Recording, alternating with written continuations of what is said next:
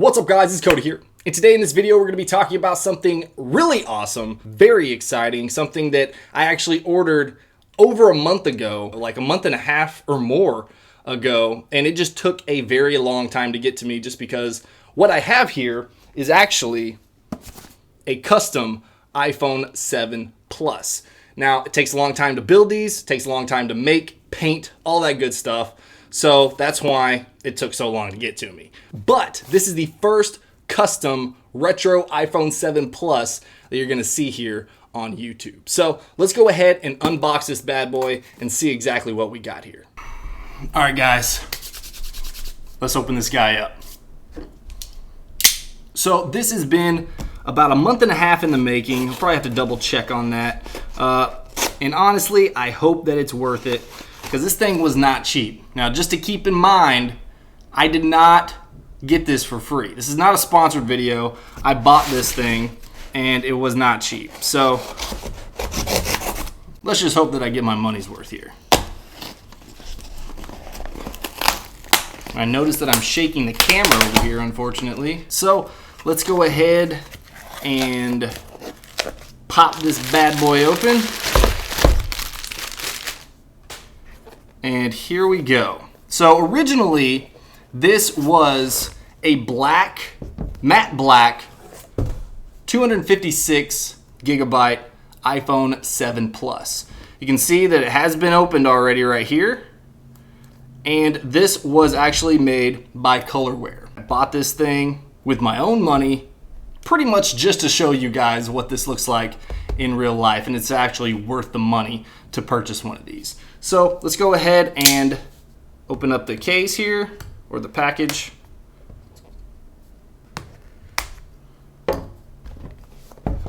Pop the top, as we normally do with iPhones. Same exact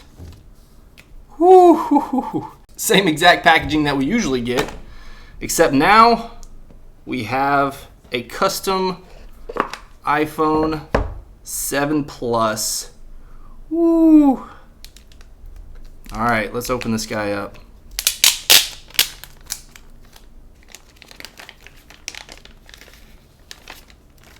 God dang! Who cares what's in the package other than the phone at this point? Nobody cares. It's headphones, it's a charging cable, and it's, a power brick. You can see right here that I was actually the fourth person to purchase one of these. So you can see the first 25 actually get that number engraved on the back of the device. So you can see that right there. Oh my gosh, this looks sick.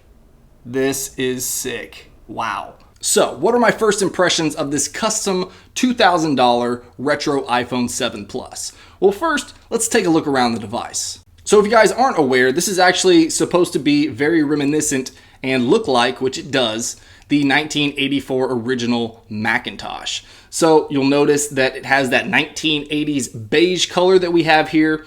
You'll also notice that on the sides that we have these gray stripes. Now this is actually supposed to replicate what those vents looked like on that Macintosh. And of course the thing that sticks out the most here is that new Apple logo. So it's replaced that monochrome logo that you get on the iPhone 7 and 7 Plus with this classic and iconic rainbow striped Apple logo, which just looks absolutely amazing. One thing to note here is that it looks like the Apple logo is actually not just painted on, but it's actually a separate piece aside from the backing of the device. So you can feel just a little bit of a lip right there. Now that's not necessarily a bad thing, it's just something that I noticed as I was looking over the device. Now taking a look at the side of the device, you'll notice that the volume rockers as well as the mute switch or vibrate switch are actually still that matte black color that you get on the normal matte black 7 Plus or iPhone 7. Now, I don't think this would actually look any better if it was this beige color. I think the black really ties in really well to the front of the device just because the front of the device is still stock. It's just that black face that you get with the iPhone 7 and 7 Plus. So I think it really ties in pretty well with the beige color on the back. And the same thing goes for the other side, except you'll notice one difference. So you'll see right here that the power button is actually still black, just like we saw on the volume rockers and everything. But we also have the SIM card slot, which actually is painted that beige color to match in with the rest of the device. Now also here on the SIM card tray, if we go ahead and pop this guy out, you'll notice that it's just the face of that SIM card tray that is painted and the rest of that is black. Now this is actually my first colorware device, and I have to tell you that I am absolutely astonished at the attention to detail of how they machine and customize these devices. Just because normally you can get like a skin or something and put it on and it looks really cool and you can change it out. That's one of the nice things about skins, not to mention that they're usually cheap. But with something like this, you're really looking for an authentic look and something that's really custom and machined really well. That's why you're getting a really, really high price range of around $2,000 for a device like this. Now, one of the places that I was really worried about when I was actually getting this device was I was hoping that, of course, all the ports, which I'll show you here in just a second, look really nice and clean, and the same thing for around the camera. And you can see right here that around the camera lens, now it doesn't look perfect, but it doesn't look too bad. Same thing for the mic right there, as well as the flash. So that looks really nice. Now again, just talking about precision, if we take a look at the bottom of the device where we have that speaker grill and some ports, then you're gonna notice that it looks exactly like it would look if it came directly from Apple. So what I mean by that is nothing is flawed. Everything looks just absolutely perfect, which is what I would expect for paying this amount of money for a device. Also keep in mind that this included the device, so it's not just a $2,000 backing for the device. So you have the price of that phone included. So this phone by itself is $969 plus tax, so roughly $1,000-ish, a little more than $1,000. So you're talking about $900-ish, $850, $900 for just the customization. So whether or not it's worth it to you, that's up to you. I think this is really cool. This is something that, I can get and I can show you guys. So that in and of itself is worth a whole lot to me, just so you guys can take a look at it, see what it looks like, just so I can get my hands on it. And you guys aren't just trying to purchase something that you don't necessarily know what it's gonna look like and you're scared to spend that amount of money on it. I don't blame you. I almost didn't buy this myself. So you'll also notice down here at the very bottom, like I mentioned before, the first 25 of these ordered actually get that numbered right there at the bottom of the device. So this is actually the 4th device that was ordered out of the 25. Now you can order this whenever you want to, if you guys want to. They're not only making 25 of these or anything like that. It's just the first 25 get that number. Now going over this device with a fine-tooth comb, I did find just a little flaw in it up at the very top near the camera. So this is actually near, or actually right on top of the antenna lines where it looks like they painted over it.